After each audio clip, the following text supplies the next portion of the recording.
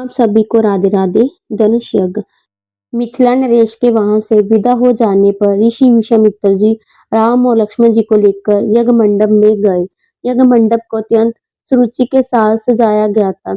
उस भव्य मंडप को देखकर लगता था कि मानो वह देवराज इंद्र का दरबार हो।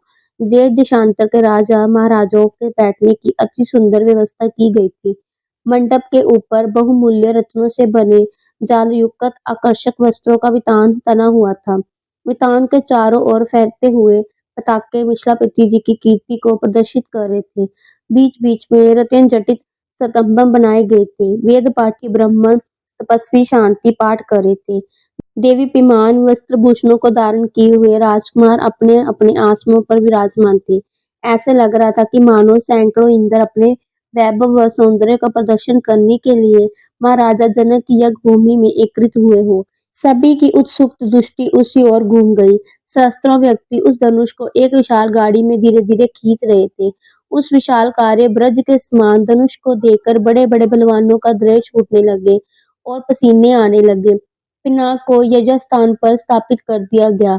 राजा जनक के ज्येष्ठ पुत्री सीता उनकी सहेलियों के साथ लेकर धनुष के पास आए और बोले, हे संपूर्ण संसार के राजाओं और राजकुमारों, महाराज जनक की प्रतिज्ञा की है कि जो कोई भी महादेव जी के इस पिनाक नामक धनुष की प्रत्यंजा को चढ़ाएगा, उसके साथ मिथिलापति महाराजा जनक अपनी राजकुमारी सीता का विवाह कर देंगे। राजा जनक की इस प्रतिज्ञा को सुनकर राजा और राजकुमार बारी बारी से उस धनुष पर पतंजा चढ़ाने के लिए आए, किंतु भरपूर प्रयास करने पर भी उस पर पतंजा चढ़ाना तो दूर, उसे हिला भी न सके। अंत में वे लज्जित होकर सिर झुकाकर श्रीहीन होकर इस प्रकार अपने अपने आसनों पर लौट गए, जैसे कि नागराज अपनी मणि लगवाकर लौटे आते हैं। इस प्रकार एक एक करके सब राजाओं और राजकुमारों को विफल मनोरथ होकर लौटता देखकर महाराजा जनक को बहुत दुख हुआ।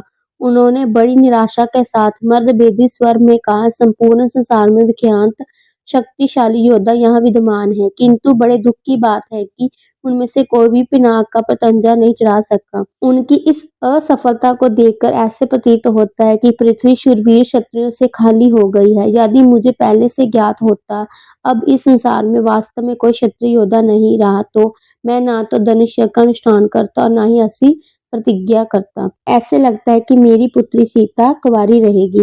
परमात्मा ने उसके भाग्य में वाह लिखा ही नहीं है। महाराजा जनक की यह बात सुनकर उन सभी राजाओं और राजकुमारों ने, जो अपनी असफलता से पहले ही लज्जित हो रहे थे, मन में दृष्टि नीचे झुका लिया।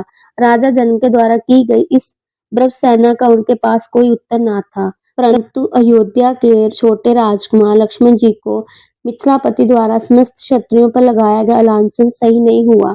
कुपित होकर उन्होंने अपनी ब्रुगड़ी चढ़ा ली और तीखे शब्दों से बोले, हे मिथिला के स्वामी राजा जनक, आपके ये शब्द स्वतः अनुचित और सूर्यकुल तथा रघुवंश का अपमान करने वाले हैं।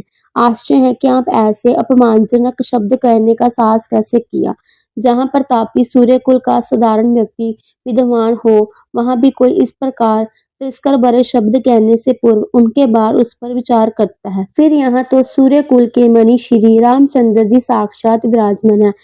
आप शिव जी के इस पुराने पिनाक की इतनी गरिमा सिद्ध करना चाहते हैं। मैं बिना किसी विमान के कह सकता हूँ कि इस पुराने धनुष की तो बात ही क्या, यदि मैं चाहूँ तो अपनी भुजाओं के बल से इस धनुष के स्वामी महादेव जी सहित संपूर्ण सुमेरु पर्वत को हिलाकर रख दूं। इस विशाल पृथ्वी को अभी इस समय रसातल में पहुंचा दूं। ऐसा कहते हुए लक्ष्मी जी के नेत्र क्रोध से लाल हो गए। उनकी भुजाएं फड़कने लगी और उनका संपूर्ण शरीर क्रोध की ज्वाला के कारण थर थर कांपने लगा।